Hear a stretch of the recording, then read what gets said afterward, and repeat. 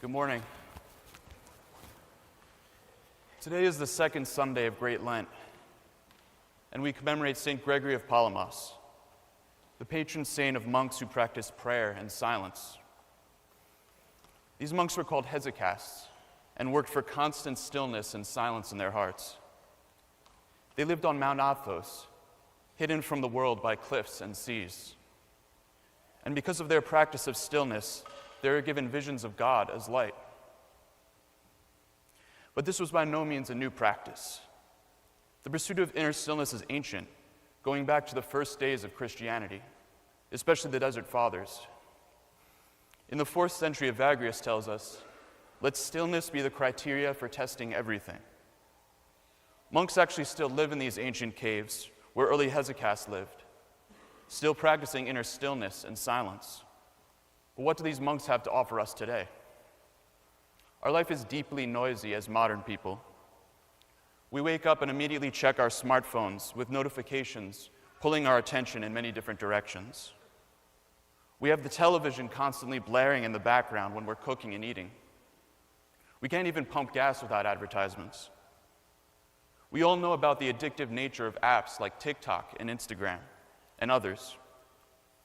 Besides this, we're plugged into a constant news cycle filled with angry commentary and constant wars, which deeply disturb us. But what is this doing to us? It's fragmenting our soul's focus. Our thoughts are often in a state of anxiety. We worry about being able to get everything done, wondering how much longer we can keep this up. When we do encounter moments of silence, we can feel awkward and anxious.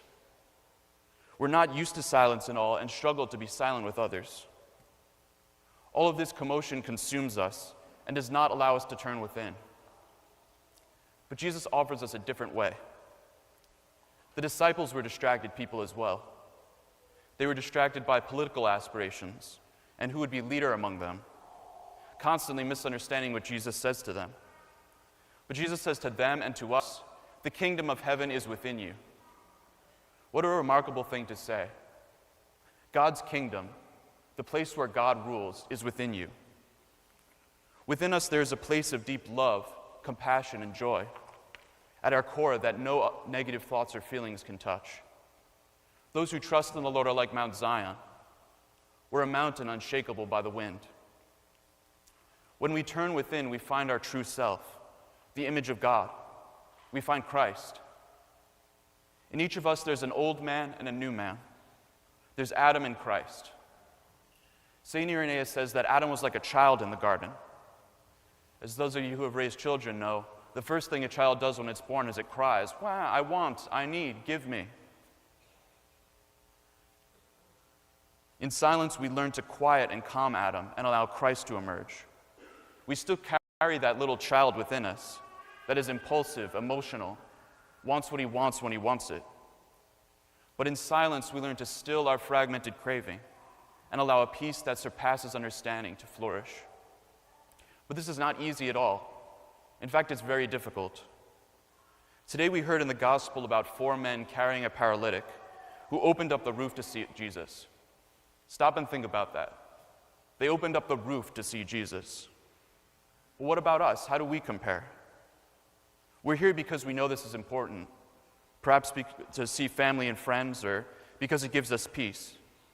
But Christianity can't be just something we do on the weekends. Part-time Christians can't defeat full-time demons. If we want transformation, we need daily practice. Father Thomas Hopko said that every Christian should spend 20 to 30 minutes of silence each day. When we're silent, we set up a corner in our house with icons and a chair where we can close our eyes, lean our chest back, and focus on our breathing. Every time we get distracted, which we will, we simply notice the thought and return to our breathing. Maybe we're distracted 1,000 times, but that gives us 1,000 times to turn back to God. But maybe starting here is too much for us. What about 5 minutes? What about our morning commute?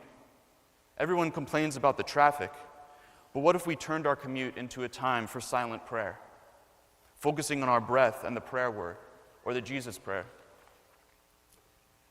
A few summers ago, I was teaching at an Orthodox institute for high school students called Crossroad. One of the lessons was to have the students be silent and notice their thoughts for a few minutes and describe their experience.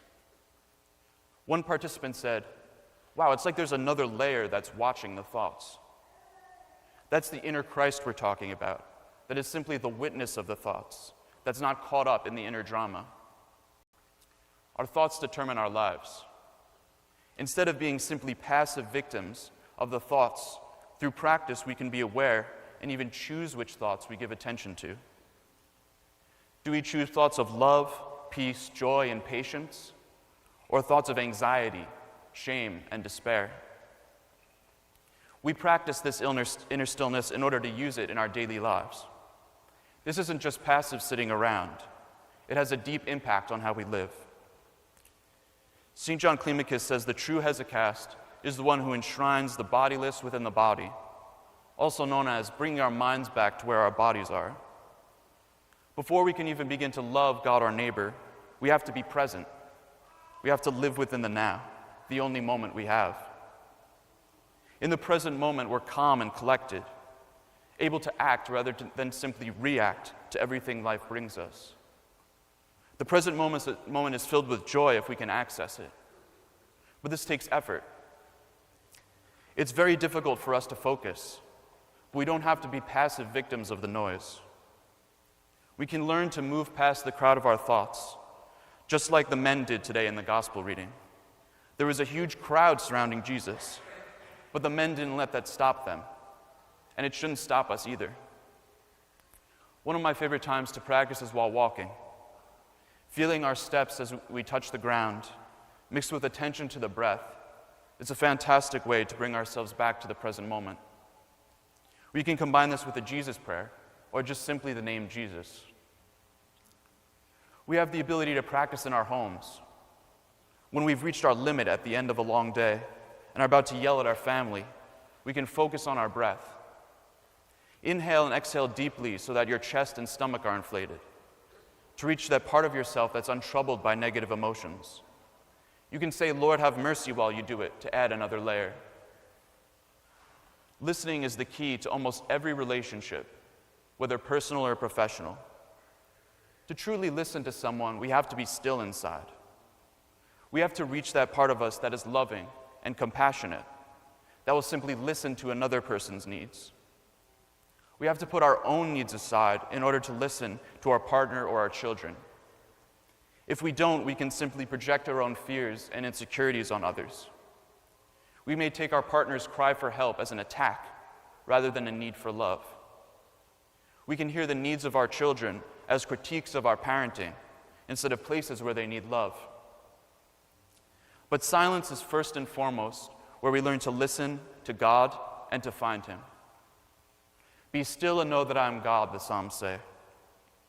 If we don't know how to be still, we're in jeopardy of not knowing who God is. In the story of Elijah, God was not found in the earthquake or the fire, but in the still small voice. And that's where God is found for us today. I'll leave you with a story. Metropolitan Anthony Bloom, one of the great Orthodox theologians of the 20th century, wrote, "There was one person that came to him just after he was ordained, and it was an old lady who loved knitting. And she said, 'Father, I've been praying unceasingly for almost 14 years, and I've never had any sense of God's presence.' Metropolitan Anthony said, 'Well, do you ever let Him put a word in?' 'Oh, well, no,' the woman said. 'I've been talking to Him all the time because that's what prayer is, isn't it?' 'No,' Metropolitan Anthony said, 'I don't think it is. I suggest you set apart 15 minutes a day, sit and just knit before the face of God.' And the woman did it. What was the result? She came back and said, 'It's extraordinary. When I pray to God, in other words, when I talk to Him, I feel nothing. But when I sit quietly face to face, then I feel wrapped in His presence.'